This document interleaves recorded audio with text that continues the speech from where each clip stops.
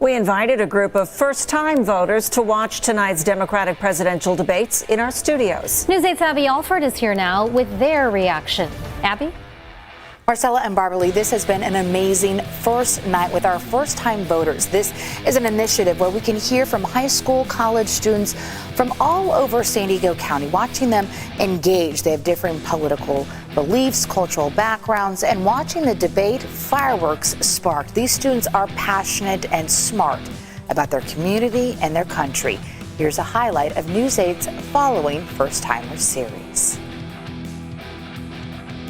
Struggling. Yeah, but it's like worth to note that like all these plans that all these candidates are offering, it's gonna have lots of taxes on everybody in the country. But like into welfare programs and in healthcare specifically, when we look at other countries, how we do it, like in the UK and stuff like that, when they have socialized healthcare, they have all their richest people coming to the US for private healthcare. Why would we have such a program where rich people and other people who can afford the luxuries from other countries, why would they come to the U.S.? I agree. One of the reasons we want to get. Why is your solution the government, though? Like in many because private instances. insurance isn't doing it. I'm sorry. Look, with Hitler, Mussolini, all those Stalin, all those people, the first thing they did was take away their guns. You know what happened next?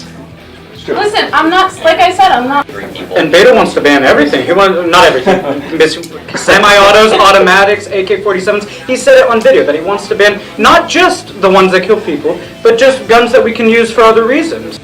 My voice matters because, especially as a youth, a lot of the youth population, they can be very liberal and stuff. So like, I feel like it's always good to have like lots of different perspectives out. As like studies show, like, the older you get, the more conservative you get, and I think that still is what's going to happen to this generation. It doesn't make any sense. It's a housing problem, you know. Like I don't like how like the Democrats like argue for a higher minimum wage, like saying that it needs to be a living wage. A minimum wage is called a minimum wage because it's supposed to be the minimum. Look, it's all turning out well. I don't see wars starting like everybody said he would start. I see wars ending. I see ISIS down. I see stuff getting. We're not talking about rape and like incest and all that stuff, which is only like 1.5% of the times.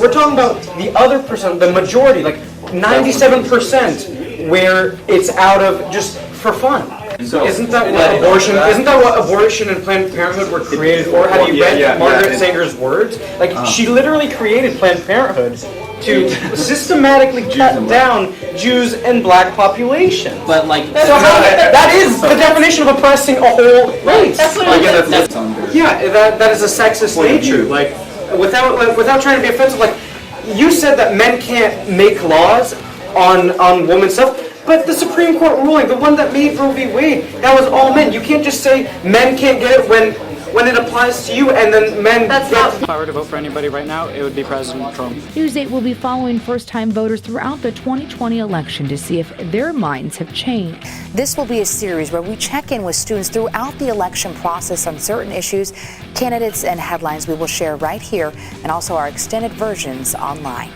Barbara Lee. I'll take it. Thanks, Abby.